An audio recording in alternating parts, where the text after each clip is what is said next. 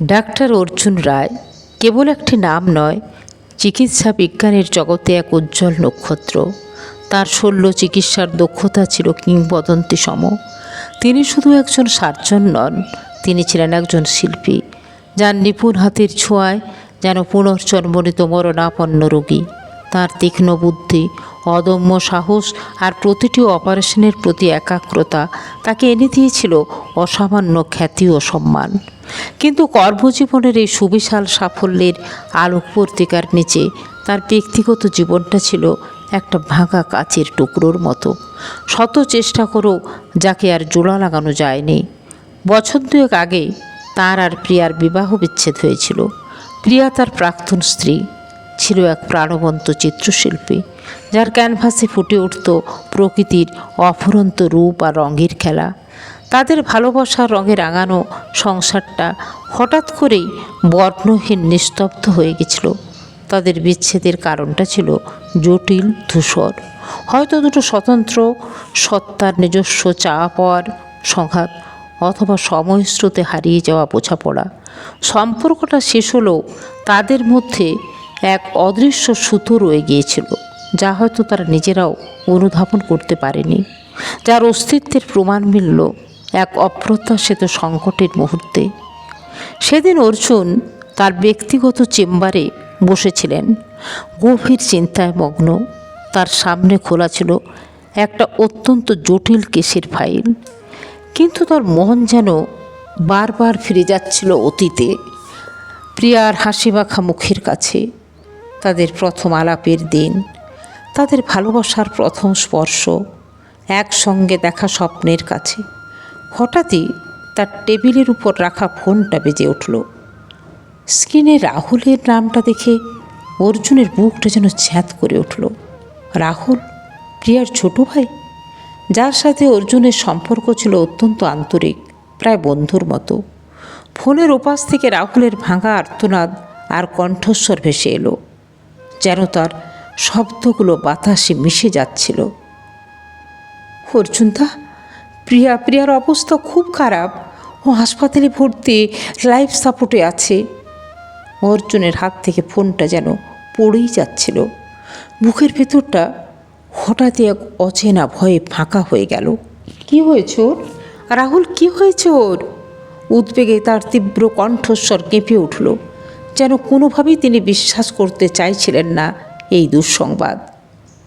রাহুল যেন কোনো মতে নিজেকে সামলে নিয়ে ফিসফিস করে বলল, ব্লাড ক্যান্সার ধরা পড়েছে। ডাক্তাররা বলছে শেষ পর্যায়ে, সময় খুব কম। তার কণ্ঠস্বরে ছিল এক অসহায় আকুতি। অর্জুন আর এক মুহূর্ত দেরি করলেন না। ফাইলের গুরুত্ব তুচ্ছ করে চেম্বার থেকে এক প্রকার ছুটেই বেরিয়ে এলেন তিনি।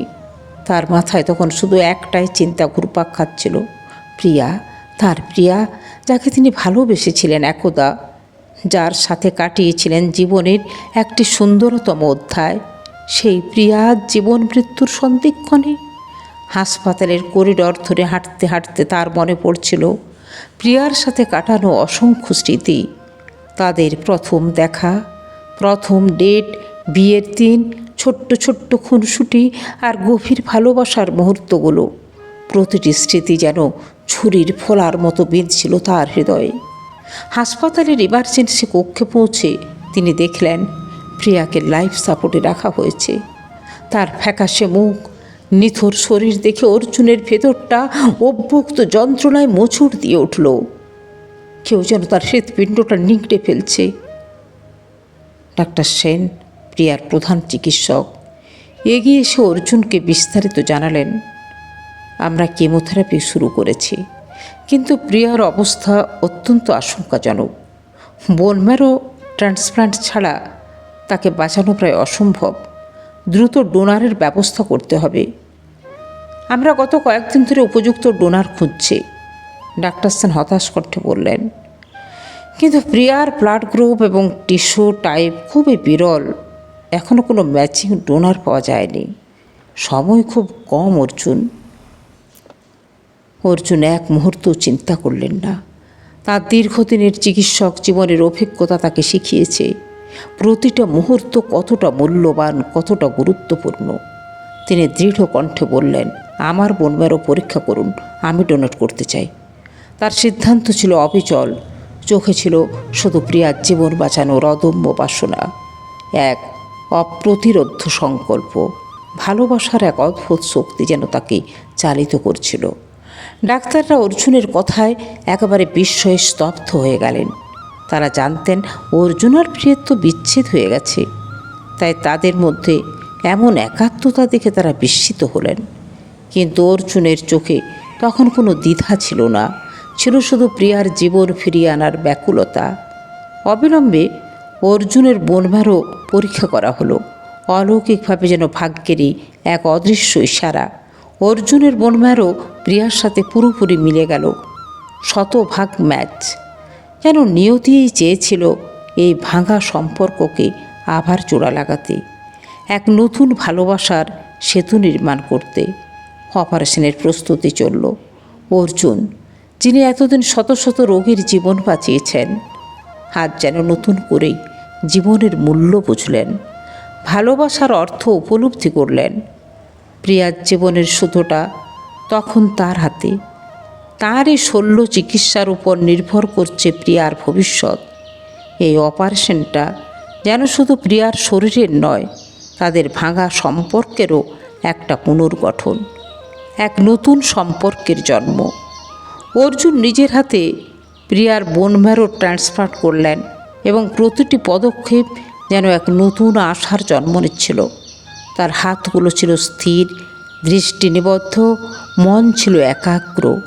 দীর্ঘদিন ধরে চলা এই জটিল অস্ত্রোপচারের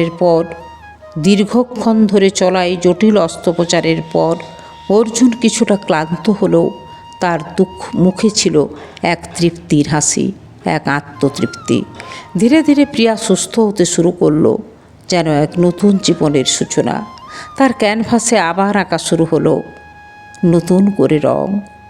কয়েকদিন পর হাসপাতালের কেবিনে প্রিয়া যখন চোখ খুলল, দেখল অর্জুন তার বিছানার পাশে বসে আছে।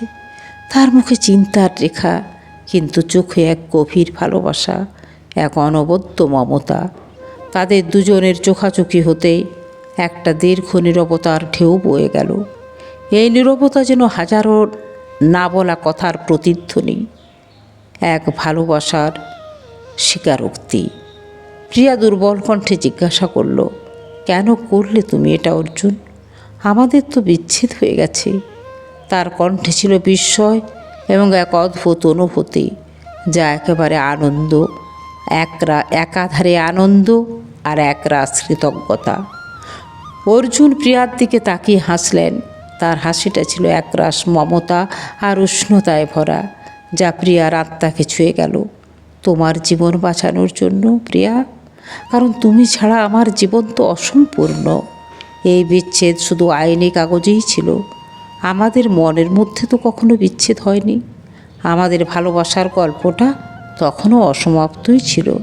প্রিয়া বুঝতে পারল তাদের সম্পর্কের বাঁধনটা সত্যি খুব গভীর ছিল। বিচ্ছেদ হয়তো হয়েছিল, কিন্তু ভালোবাসাটা তখনও মরেনি, কখনোই মরে যায়নি, বরং সুপ্ত ছিল এক গভীর প্রকোষ্ঠে।